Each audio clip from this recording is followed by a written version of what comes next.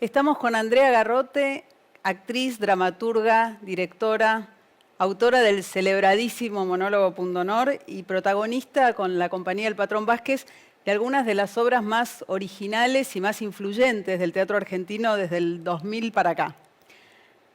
Vamos a conversar sobre tus obras, sobre tu formación, tu recorrido y sobre tu manera de entender el teatro. Yo diría, viendo tu teatro, que hay para vos una confluencia indispensable entre reflexión y humor. Son dos condiciones que no faltan nunca, ¿no? No, no deben faltar, por lo menos en el teatro que a mí me gusta hacer.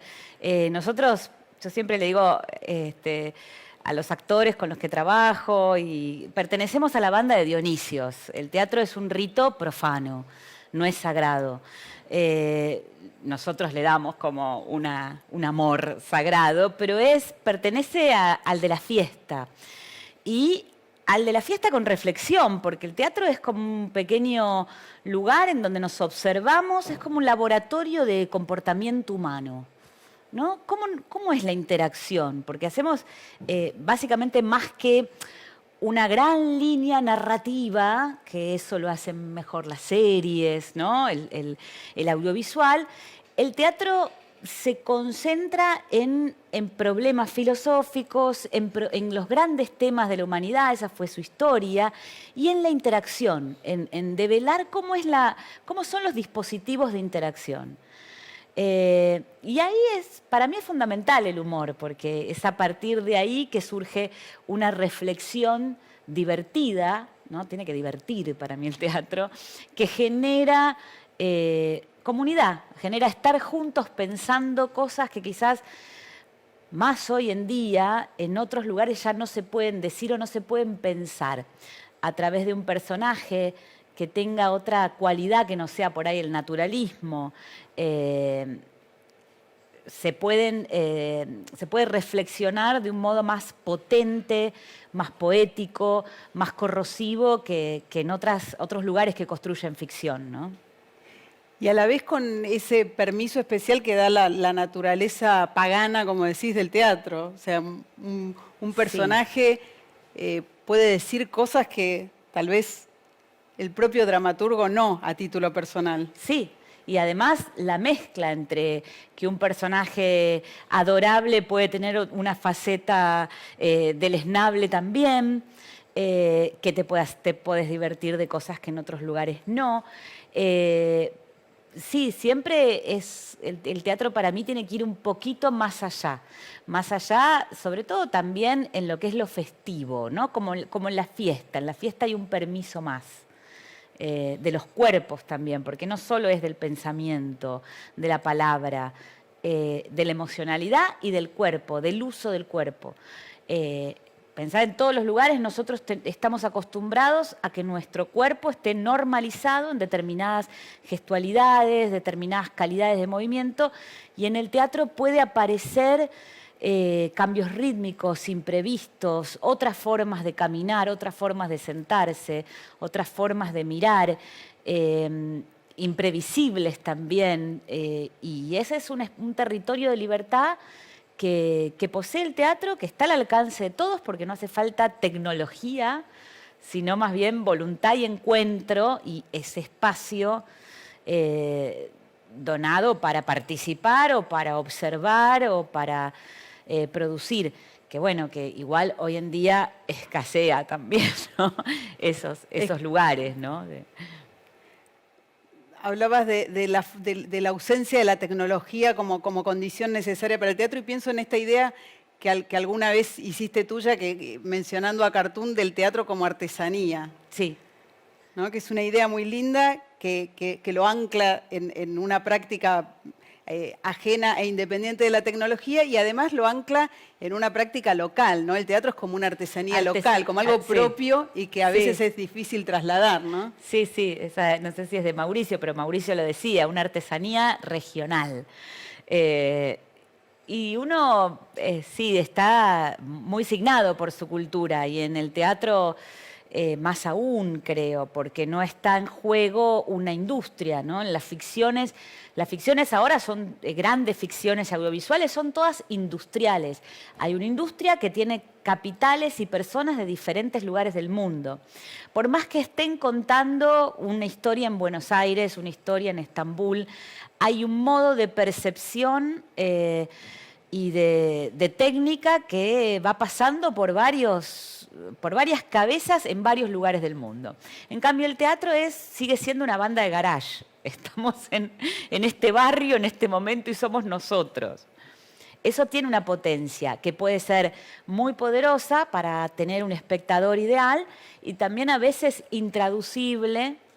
Yo he tenido la oportunidad de viajar bastante con la compañía El Patrón Vázquez, que es la que fundamos con Rafael Spregelburg, y en esos viajes te das cuenta cómo comunica, qué tipo de humor hay en cada región, cuál es la comunicabilidad de tu obra en España, en Latinoamérica, en Alemania, cómo va mutando, no solo por el idioma, sino por cosas más sutiles también. Por otro lado, este anclaje local y esta fuerte identidad que tiene el teatro también permite una densidad que, como decís, en otro tipo de ficciones en circulación se pierde, ¿no? Es una chance que no existe, hay como una especie de mayor libertad, decías antes, y mayor posibilidad de complejizar los personajes, las ideas. Sí, y mayor posibilidad de impacto. Yo creo que una obra de teatro que te aburre mucho. Y una obra de teatro que te emociona, o de danza, o música, produce un efecto epifánico que estar solo en tu sillón es diferente. La experiencia de llevar con el Patrón Vázquez obras como, pienso en La estupidez por lo descomunal, ¿no? A muchos lugares del mundo. Sí. ¿Cómo resultó en ese sentido, en la posibilidad de trasladar el código, de trasladar los sobreentendidos, los implícitos y de trasladar? Me acuerdo en México hicimos una gira que éramos nosotros 10 personas más 2 camiones de escenografía que iban de pueblo en pueblo, de ciudad en ciudad, porque ya no hay pueblos, digamos, que no, pero sí, y bueno, era una aventura. Siempre es mejor, en general, a mí me pasa que, digo, siempre es mejor tu ciudad o ciudades hermanas con un sentido del humor hermano. En este caso, el sentido del humor a nosotros nos importa mucho.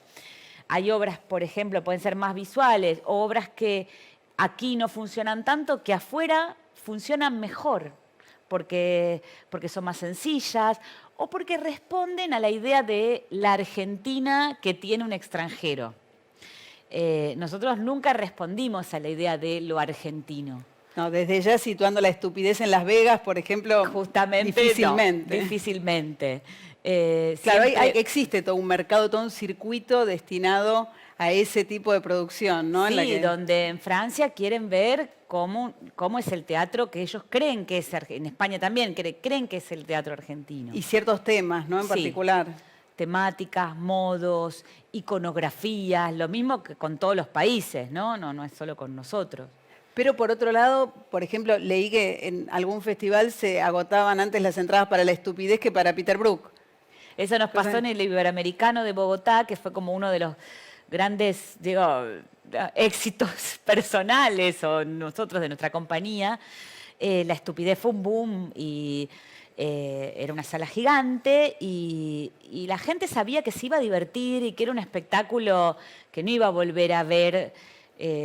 Un espectáculo de autoexplotación, porque eran 3 horas 40 con un pequeño intervalo donde 5 actores hacíamos 5 personajes cada uno y teníamos 25 más, 27 cambios de vestuario enteros y lo hacíamos solos, porque fue una producción hecha en un teatro independiente.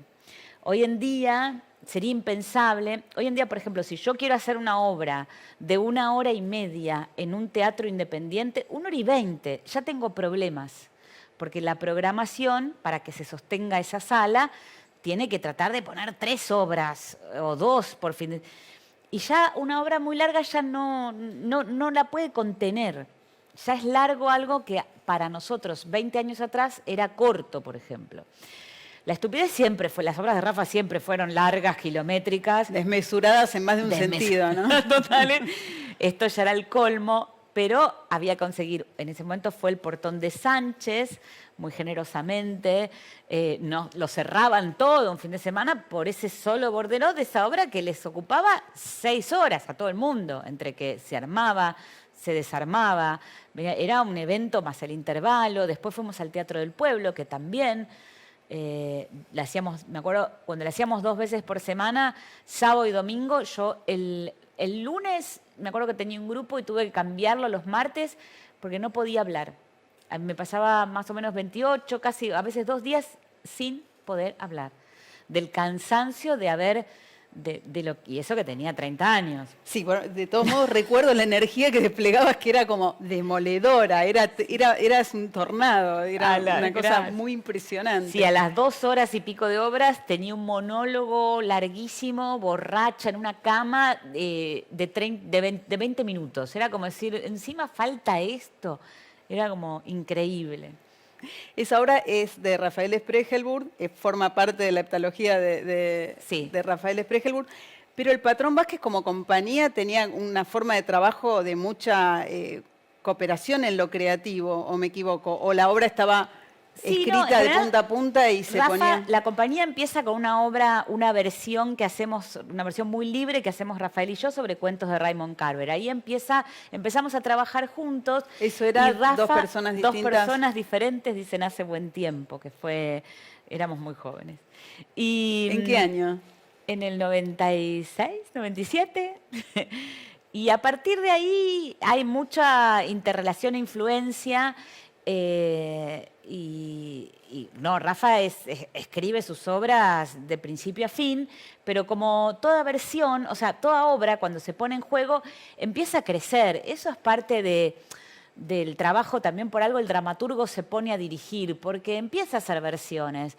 Y como hay algo, por ejemplo, en este caso de Inferno, que es la obra que estamos haciendo ahora, se necesita que los personajes, que te apropies del personaje, empezar a entender de qué manera se actúa esa obra.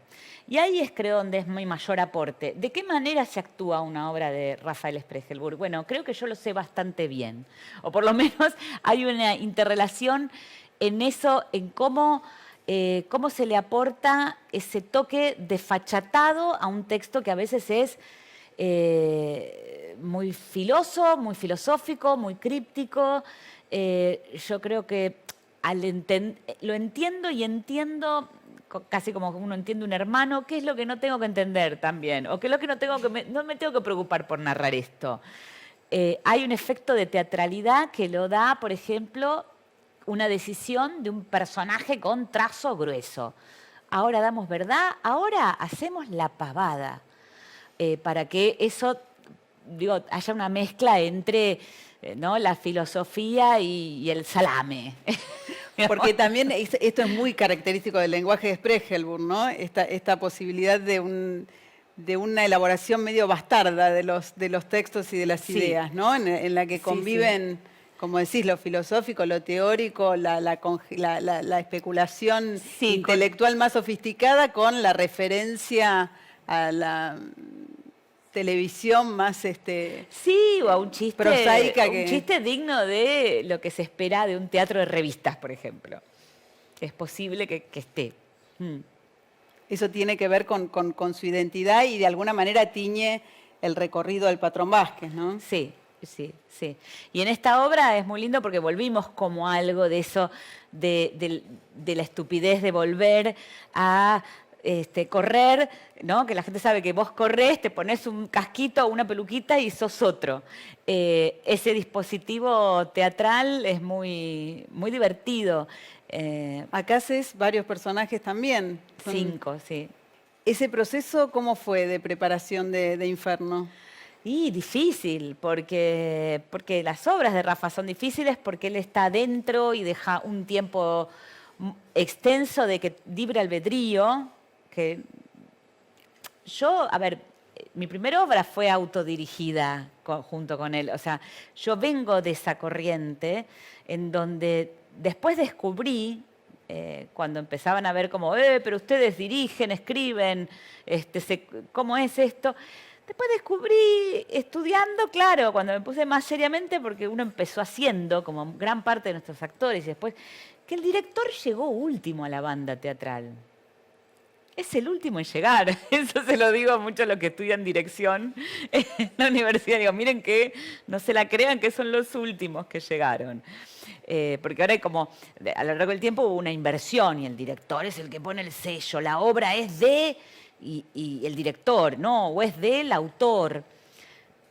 Yo creo que la unidad fundamental del teatro es el actor. Todo lo demás puede no existir, pero la entrega del actor, lo que se juega específicamente teatral, está en el cuerpo que está presente en escena.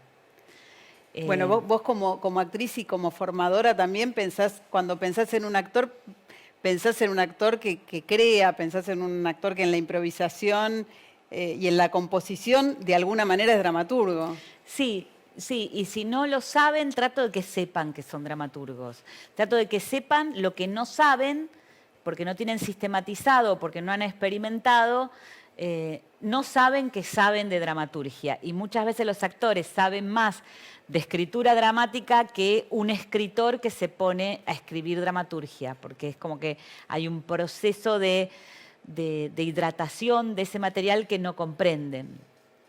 Entonces, que tiene que ver con la acción. Con la acción, con los efectos que no es el texto, sino el cuerpo puede generar.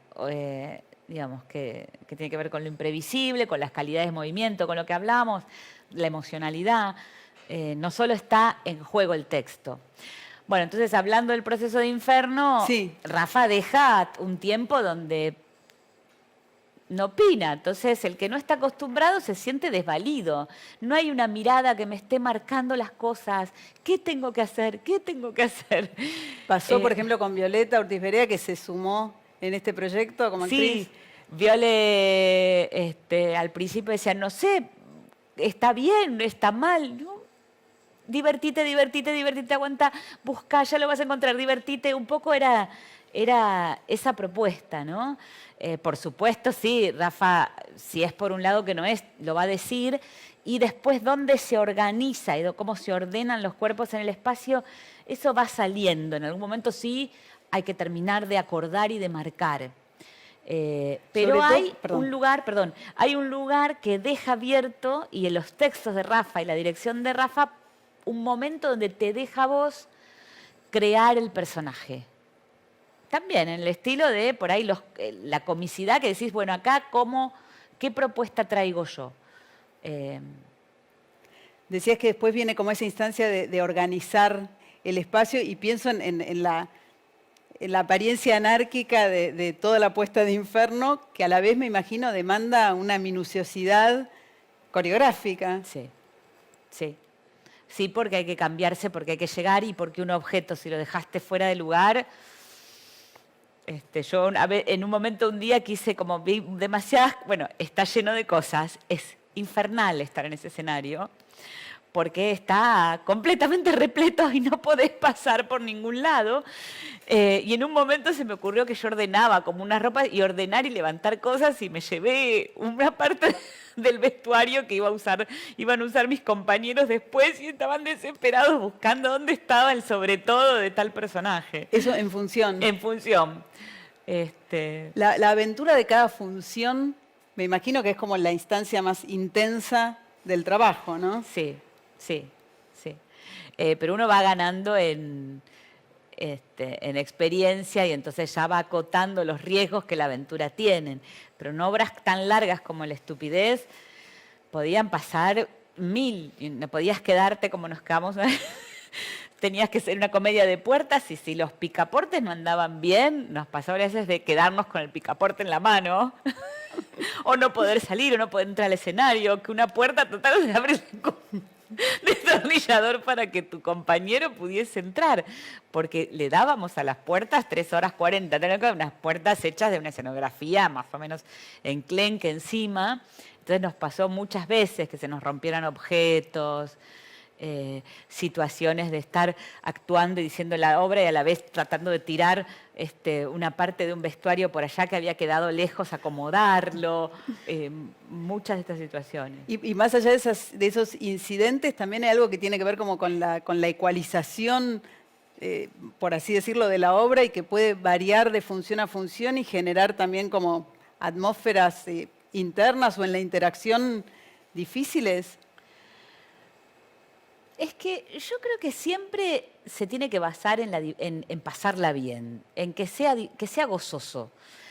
Y aparte, o sea, porque uno más allá de lo que esté pasando, del clima, si fuera una emoción, una tristeza, lo que uno quiere conmover desde un lugar emotivo, igual la está pasando bien. Yo en Pundonor, por ejemplo, al final, en general lloro, me dicen, ay, lo que llorás. Yo cuando a mí digo, como creo como toda actriz, todo actor, cuando le sale llorar donde tiene que llorar, está contentísimo. Sale diciendo, fue buenísimo la función. Porque hay algo de pericia técnica y de entrega y de eso, sobre todo, de entrega a ese disfrute que el cuerpo está disponible. Es como cuando a un bailarín le salió bien la pirueta. Entonces, creo que lo que va sucediendo, si el grupo funciona y la obra funciona, es que uno va teniendo un seguro cada vez más grande. Siempre es distinta la función, como es distinto la vida. O sea, como si nosotros ahora volviéramos a hacer esta entrevista, empezaría, pero sería distinta. No sería la misma. Ponele que no se haya grabado nada acá. Y tenemos que empezar de vuelta. Tampoco sería la misma entrevista, aunque dijéramos los mismos textos. Norberto Di Giorno, mejor conocido como Psicosis González. La RuPaul española, que en realidad es argentina. La madre de las drag queens españolas, que prefieren ser llamadas travestis. Se le atribuye la invención de un nuevo género y la inserción de las transformistas en ámbitos rockeros, punks y artísticos. En España, hasta su aparición en escena, el travestismo se limitaba a hombres vestidos de mujer que imitaban a grandes divas a base de playbacks en bares de ambiente. A los 12 años deseaba formar parte de la magia de la calle Corrientes.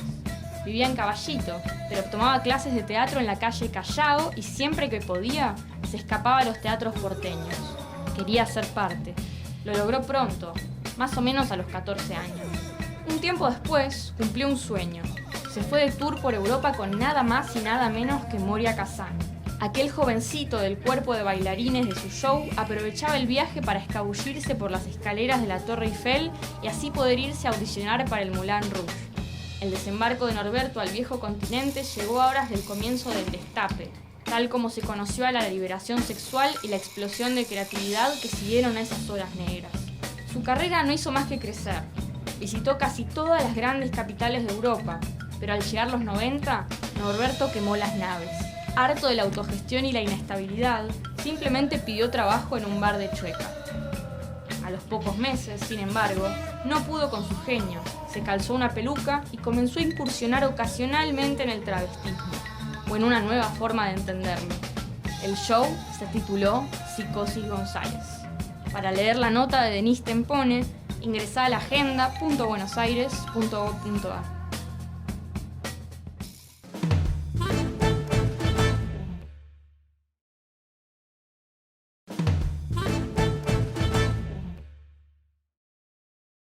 Durante el Quilmes Rock de 2022, el muchachito conocido como Trueno subió a freestylear con Gorillaz.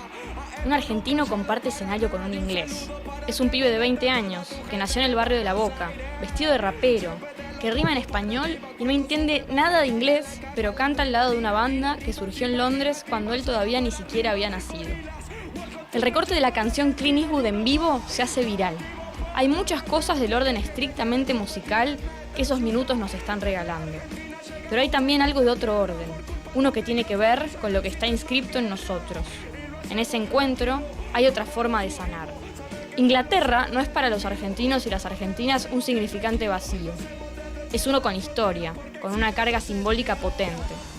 Ese sonido supo significar para nosotros el dolor, la guerra, el fútbol y la revancha. Malvinas, el Diego, Trueno y Gorillaz. Trueno nació en el 2002. Es hijo de un rapero de la vieja escuela y de una talentosa pianista. Sus abuelos también eran músicos. Viene de una familia de músicos y, como dice su papá, de un barrio de artistas y malandrines. Después de ver a los 4 años 8 Mile, la película de Eminem, le preguntó a su padre cómo ser parte de esa movida.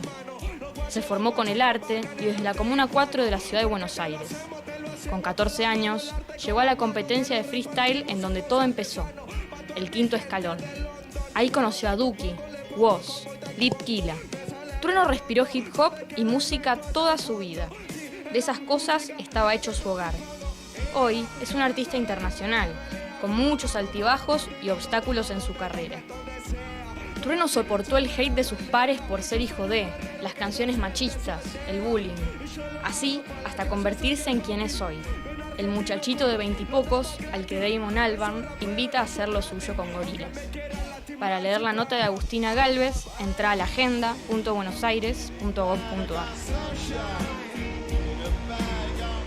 En particular, en el caso de Pundonor, se agrega lo maratónico de un monólogo, ¿no? O sea, a todas esas emociones que transitas y transmitís, se agrega el peso de llevarlas todas vos. Sí.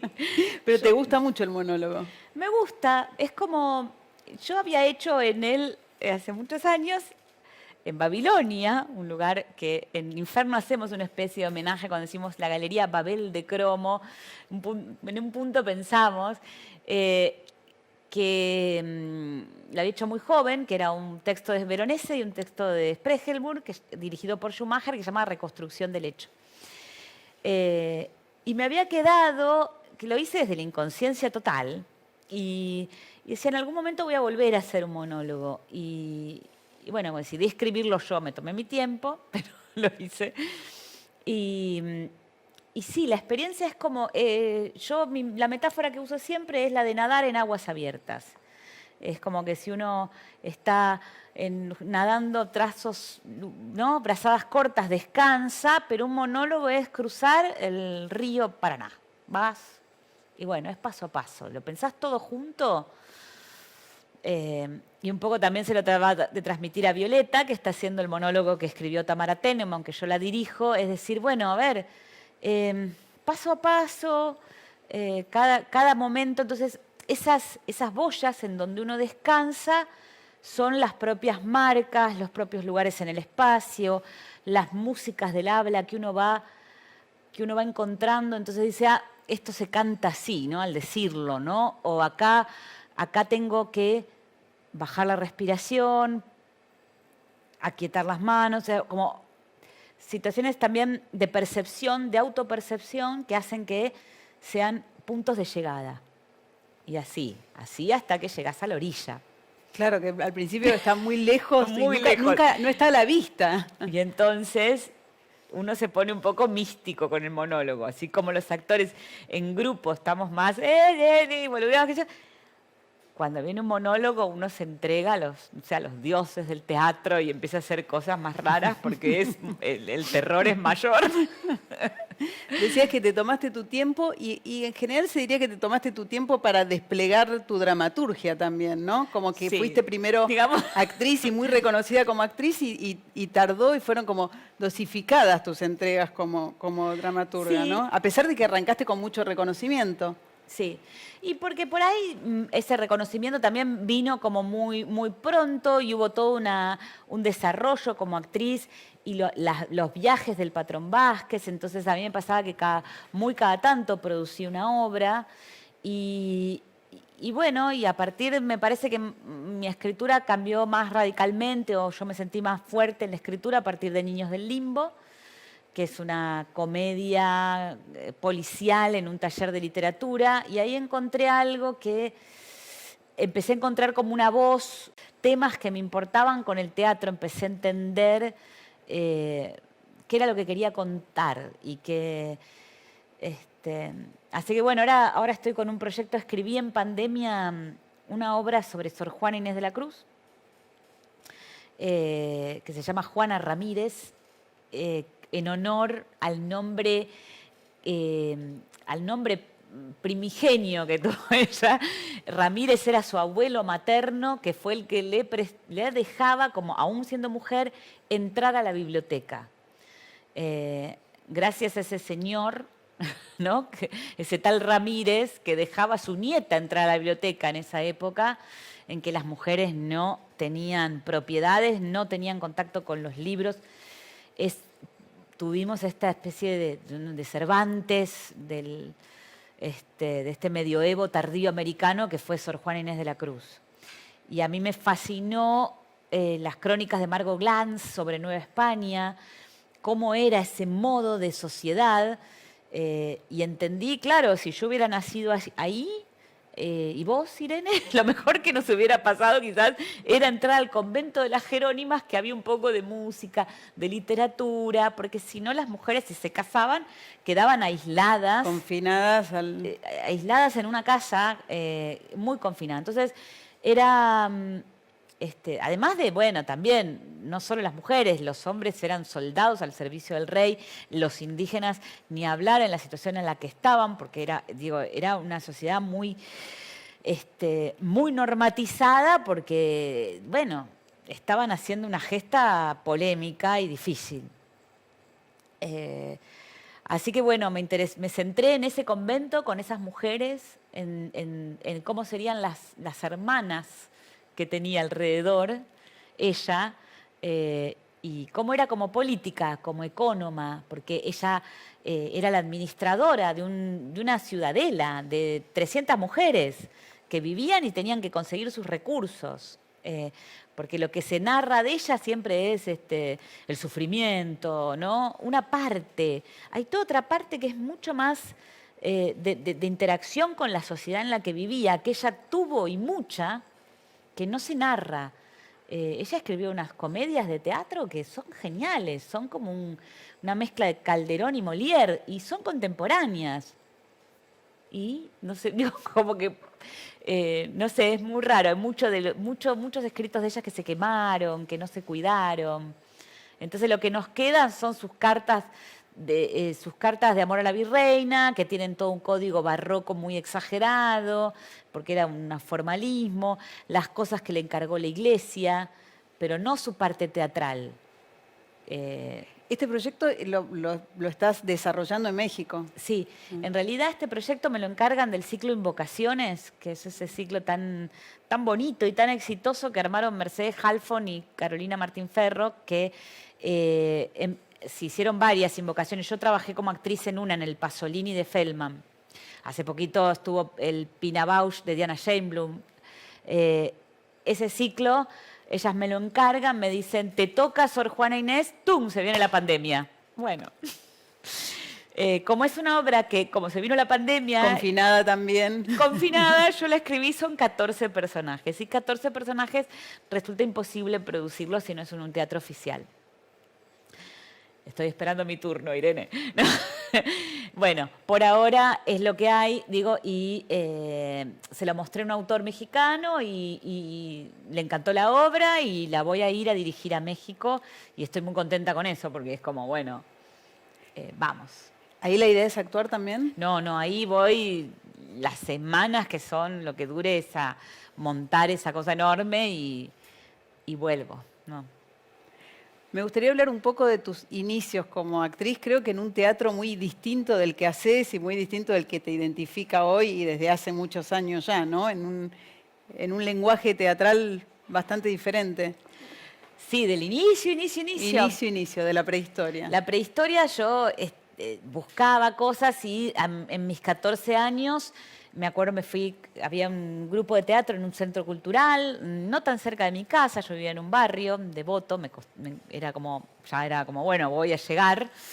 Y era un profesor llamado Alberto Saba, que trabajaba con teatro participativo y lo que hacía era hacernos hacer escenas en la calle y producir situaciones que hoy en día habría que pensarlo todo de vuelta, porque con los celulares...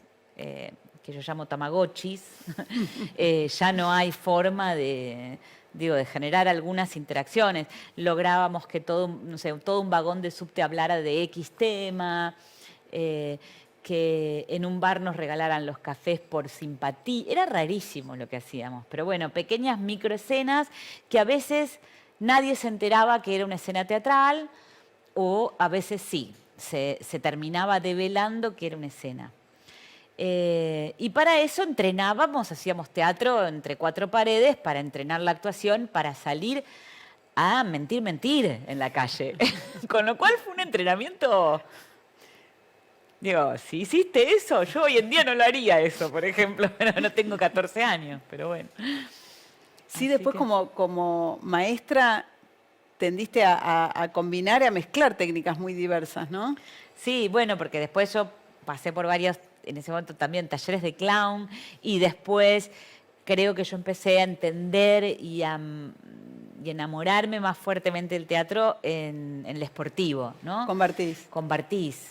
Hace poquito tuvimos la oportunidad que visite la UNA Bartiz y fue increíble volver a escuchar a ese gran maestro, ¿no? Al cual, digo, se le debe muchísimo, porque generaba una pasión y un modo de estar en escena que a la gente que pasó por allí le quedó muy pregnado, ¿no? Y donde se le pide más al teatro, se le pide algo mayor de erotismo, de deseo, de contundencia en la comunicación, de unos cuerpos mucho más energéticos que algunos cuerpos que uno hoy en día por ahí ve en el teatro. Y me parece que eso generó una marca muy importante.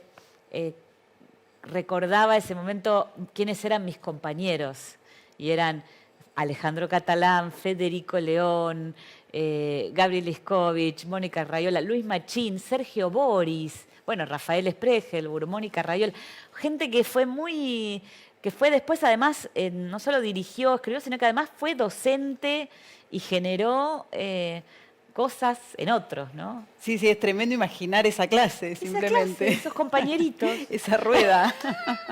Tremendo. ¿Ahí o antes ya tenías claro que definitivamente te ibas a dedicar al teatro? No, yo quería hacer letras. Y empezaste letras, Empecé ¿no? letras, sí. Empecé letras y me aburrí mucho. Pero bueno, algo de Puan puede Pero, haber en Pundonor, obviamente, ¿no? me peleé. Algo de Puan puede aparecer en esa doctora Claudia Pérez Espinosa de Pundonor, Sí, ¿no? es muy Puan ella. Es más de sociales, pero es muy Puan. Sí, por otro lado me fasciné y por otro lado me di cuenta que no como objeto de estudio me interesaba más la filosofía y leer simplemente a lo que se derivaba del estudio académico de las letras, algo del lenguaje académico en el cual yo, perteneciendo a una banda más creativa de teatro, todavía estoy en riña, no es que no lo desconozca, simplemente siempre estoy como coqueteando y sacándomelo de encima también. Hay como una tensión ahí. Sí, pero...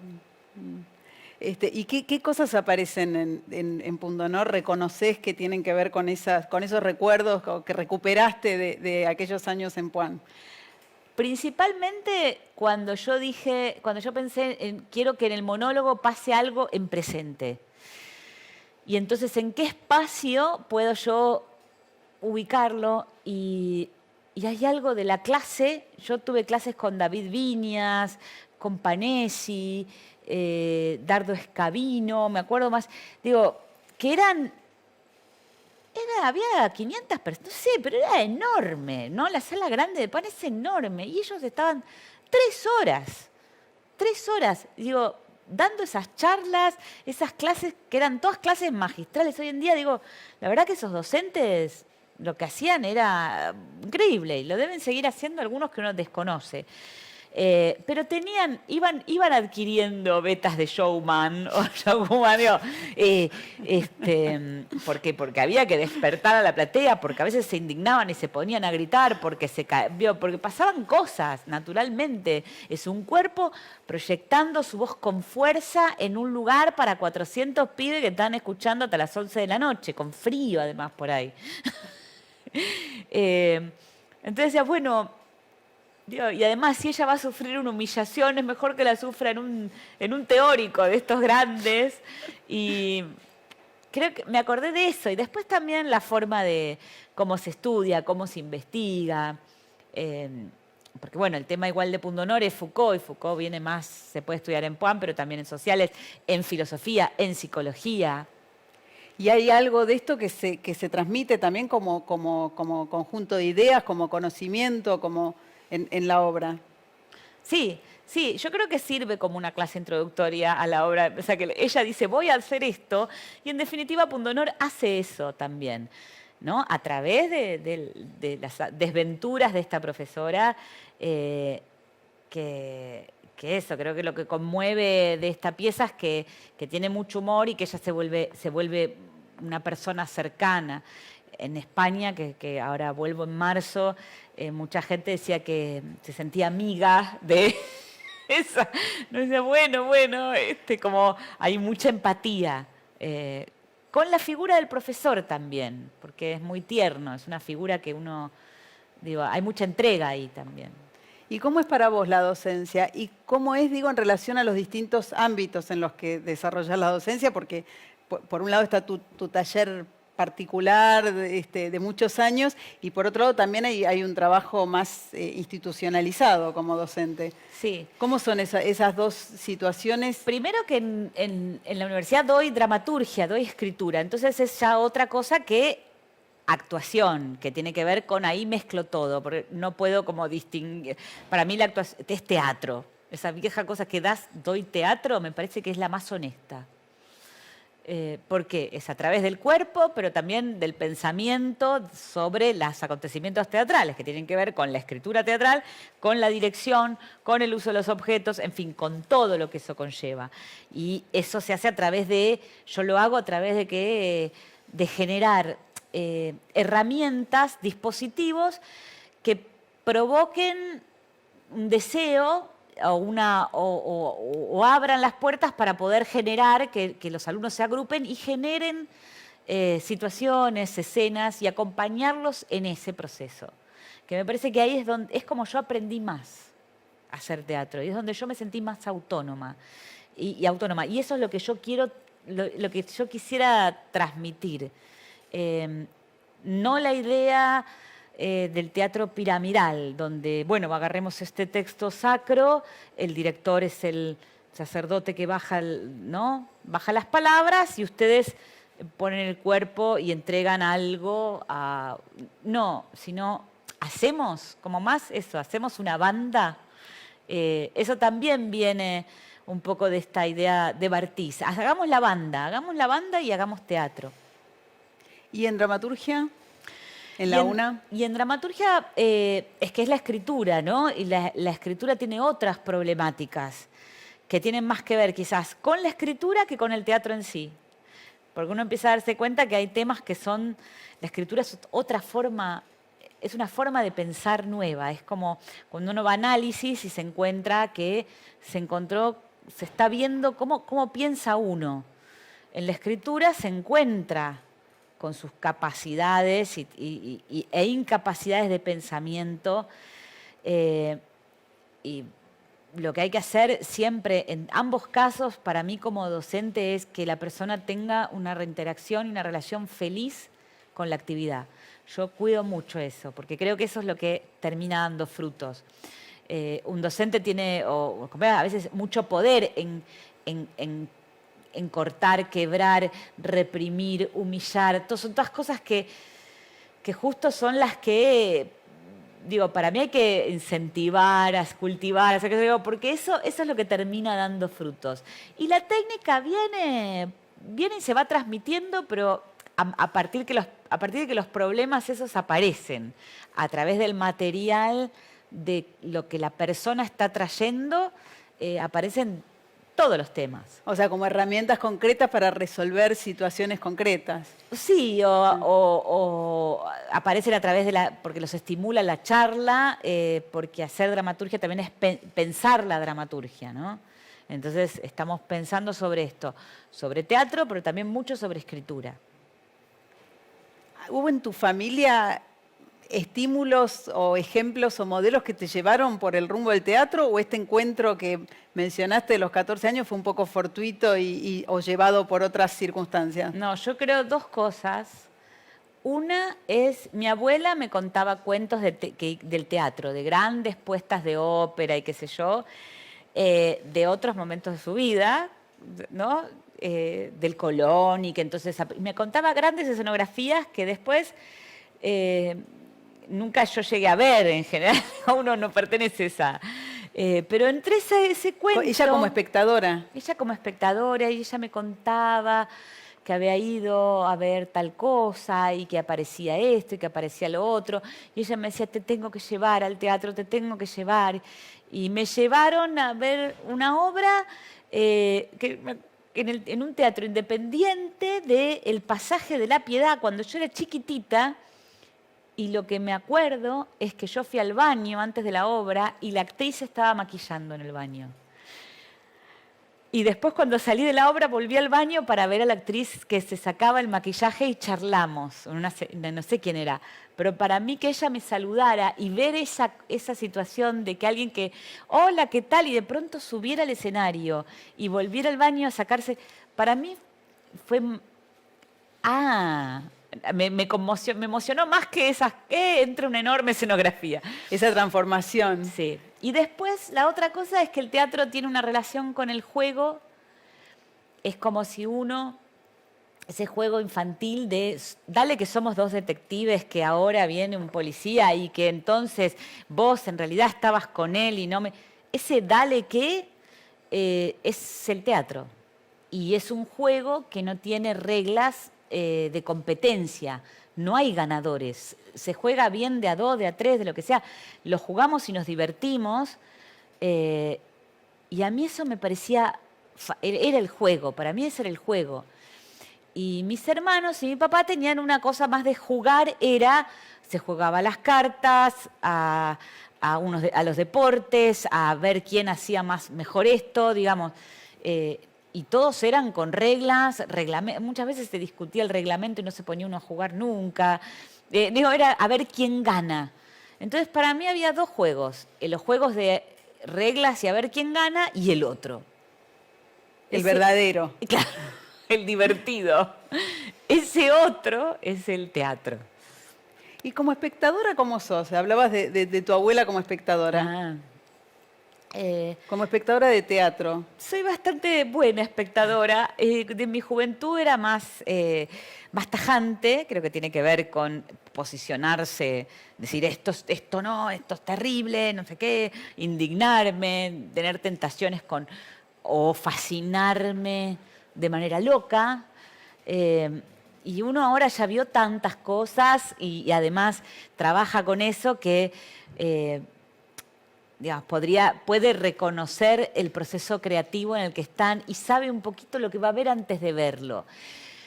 Sin embargo, a mí me produce algo, el teatro siempre me produce un efecto benéfico. Nunca me aburro, nunca detesto nada, porque siempre me agarra una enorme empatía con la gente que lo está haciendo. Puedo reconocer esas virtudes. Y si me gusta, la pasé re bien, digamos. No hay un momento que es el que estoy en el teatro con la gente y las luces se apagan, que para mí es un momento donde todo está bien. El de inicio de función. Donde por ese momento ya yo siento que vale la pena venir. Hay una sala con personas y otras personas van a hacer... Digo, el mundo sigue funcionando. Tengo fe en la humanidad en ese momento. Bueno, como espectadora te agradezco también tantos buenos momentos y seguiremos disfrutándolos. Muchas gracias. Muchas gracias, Andrea. Gracias, Irene.